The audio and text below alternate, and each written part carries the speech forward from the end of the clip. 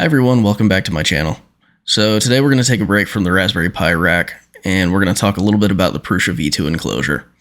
So I love my V2 enclosure, but it's not perfect.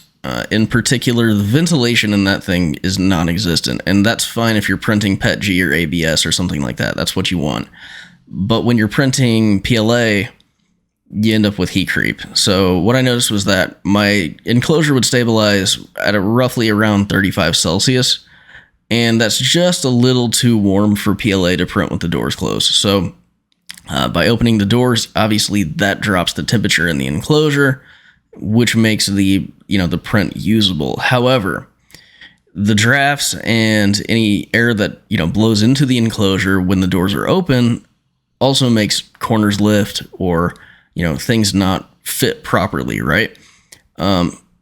Obviously, that's going to be, a problem when I'm trying to print precise parts and things like that. So what I did was I designed a fan enclosure that fits into the V2 rack. I'm going to release that today. And I think for me, it's been very successful. I've noticed about a 5 to 6 degrees Celsius temperature difference for the enclosure chamber.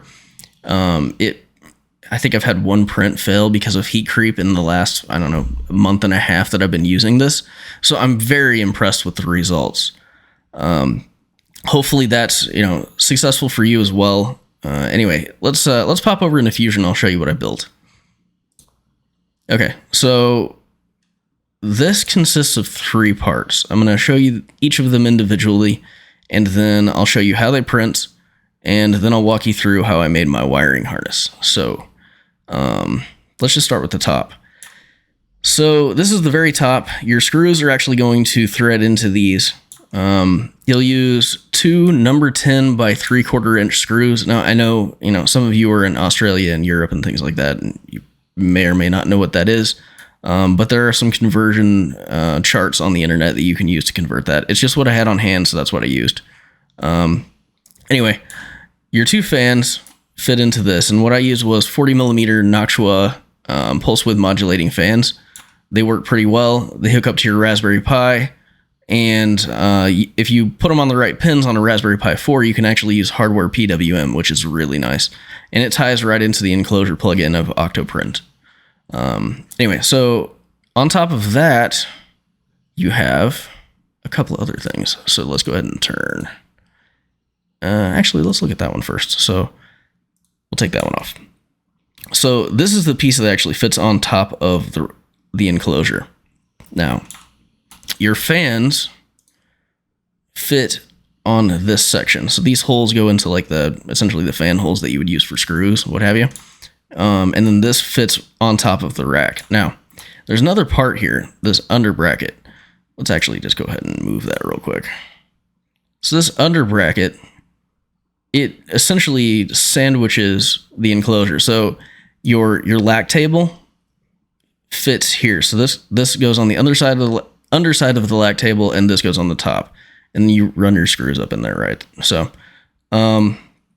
those are the 3 components. Now let's go over and pop into Prusa Slicer, and I'll show you how they print. Really, really straightforward.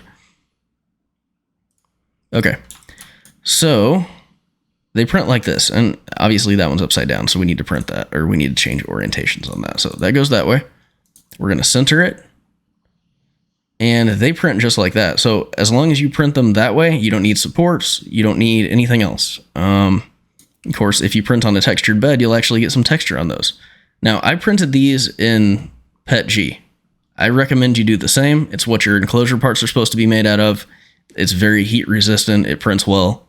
So you may need a heat gun to clean up any strings that come from this. I kind of, I designed my typical, fan intake structure that I usually use. But obviously there's going to be a little bit of stringing in there. You're going to have to clean up with a heat gun. So no big thing, but beware, that's probably going to be a thing that you need to do. Anyway, again, I noticed a significant increase in print quality when using this. So I would definitely, if you have any issues printing PLA in your enclosure, I would certainly recommend this. Anyway, I'm going to pop over into some video that I have of the wiring harness assembly that I did and show you what it looks like to actually assemble this to my Lack enclosure. So anyway, without further ado, let's pop into that. Okay, so apologies for the framing of this video, but it is what it is, and that's how I had my camera that day. I've learned a lot since then, anyway. So what we're doing here is we're wiring in 4 wires for the fans. So a PWM fan requires a power, a ground, a speed, and a PWM. Now, I'm not going to use the RPM in this. I'm going to go ahead and wire it anyway in case I want to use it in the future. But what you're seeing here is I'm putting together 2 different segments of wire because I didn't have one that was long enough. So solder it together, then heat shrink it. And then what you're seeing right now is I'm adding on the connectors for the fans. So with a PWM fan, you only use the RPM signal from one fan. There are quite a few diagrams to show you how to wire one of these up on the internet, so I'm not going to go into it too deep, but only use the RPM from one fan if you're wiring them together into one circuit. So keep that in mind if you do that. So for me, I'm not going to do that, but I'm going to go ahead and wire it in case I want to use it in the future.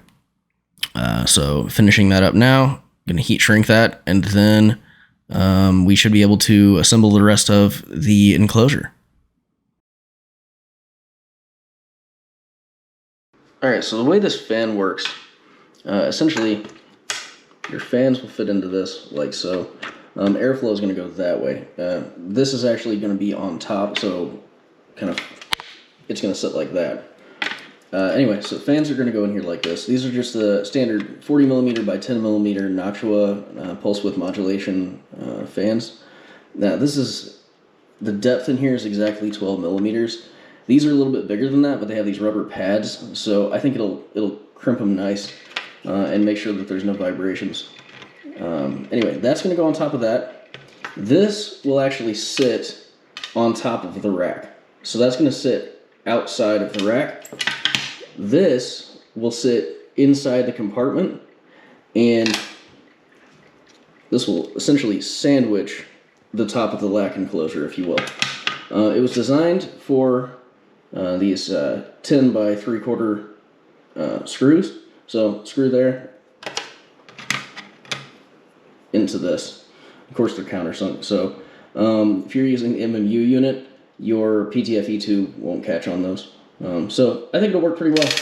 I'll update you when I get it set up. All right, so the way this is going to go, this piece here, of course, this is the front, right?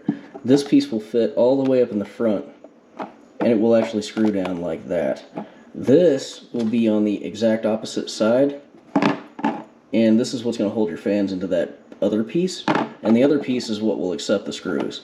So these are just a little bit bigger than those.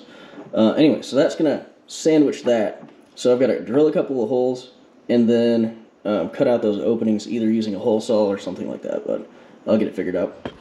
Alright, so holes are there. However, there's that. So it didn't come out quite as clean as I had hoped that it would. However, that is a perfect fit and hides it all. So I'd say that's a success. But yeah, next time I would drill it a little bit differently so it didn't do that. Alright, so that's final assembled.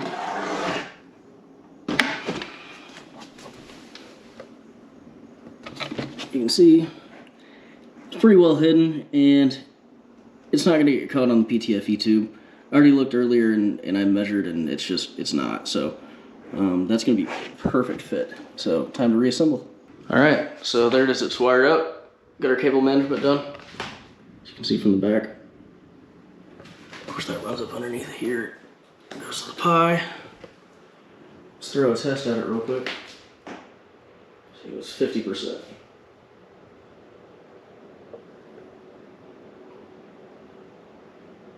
And let's go to 100.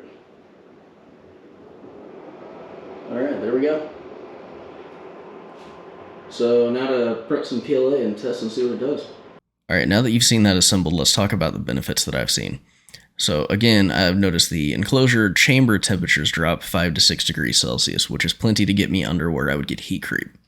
Now, I had one part fail due to heat creep while this was running, and it was a hot day in that room. I was wondering if this was going to be a successful build or, what have you. And so I reverted to having the doors open on the enclosure. What I noticed was that with that part, with the doors open, it would actually lift the edges off of the print bed with PLA. Now, usually PLA is pretty sticky, but on a textured bed, sometimes it isn't, sometimes it is.